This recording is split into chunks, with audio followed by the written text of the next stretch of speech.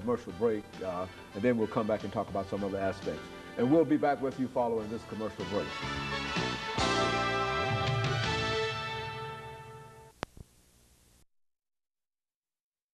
President of American Baptist College. Now, Dr. Lafayette, you know, before we had our second break, we were talking about the civil rights movement. But now, we all know that this morning we will celebrate the anniversary of the Dr. Martin Luther King's birthday. And the most important thing about it is to remember that Dr. King was assassinated in the state of Tennessee, in Memphis. And I think that it is almost incumbent upon us living in the state of Tennessee to reflect upon that. And that's what we'd like for you to do over the last 5.5 minutes that we have here, to recall the instance that you heard of Dr. King's assassination and some of the things that went through your mind and how people that you know and who were close to you and et cetera, how you felt at that particular time. This might recall memories that you've not had for the last 30 years, but sort of reflect with us as a community now dealing with that part in April of 1968, that assassination. During this period of the movement, I was traveling with Martin Luther King because I was national coordinator for the Poor People's Campaign. And we were laying the groundwork for that, and we were going around from one city to another getting support because we wanted people to organize locally so they could bring people to Washington, D.C. for the grand march that we were going to have in D.C. It was scheduled for actually the first time in February, but we didn't succeed in getting the numbers. Martin Luther King wanted to make sure we had strong numbers and people committed. So he was traveling with us, and we were traveling with him, going to different cities. We were having a meeting, actually a staff meeting in Atlanta, which was a strategy meeting, and Martin Luther King was asked to come, go over to Memphis. Jim Lawson, who's one who was actually involved in the movement many years with us, was having to work with the sanitation workers, and the support was waning. He said, so, if Martin Luther King could just come to Memphis, have a speech, and have a little rally, a march, and that would bring the kind of focus on this and perhaps the pressure to get them to negotiate. So Martin Luther King was reluctant. He said, well, this is not on our schedule, and he said, okay, why don't you all just continue to meet. I'll take Bernard Lee with me, and we'll just fly over to Memphis, have this, and then we'll come back and continue our meeting. Well, as you know in history, the march broke out in violence, and Martin Luther King only had one of his own staff people there.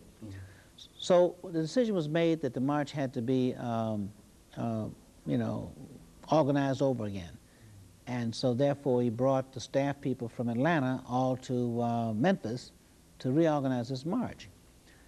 Well, we were meeting there, and I was with Martin Luther King the night before, and it was interesting, this great speech that was made about the mountaintop.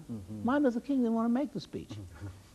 It was raining cats and dogs. I mean, it was pouring down. Martin Luther King was in his pajamas. He had sent Ralph Abernathy to make the speech. He said, Ralph, you go. I'm just tired and worn out.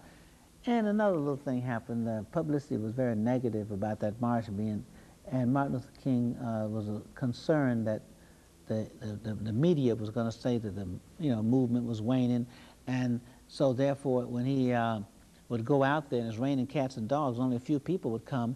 That had some impact over whether or not the support was there. Well, that was the other reason he didn't want to go.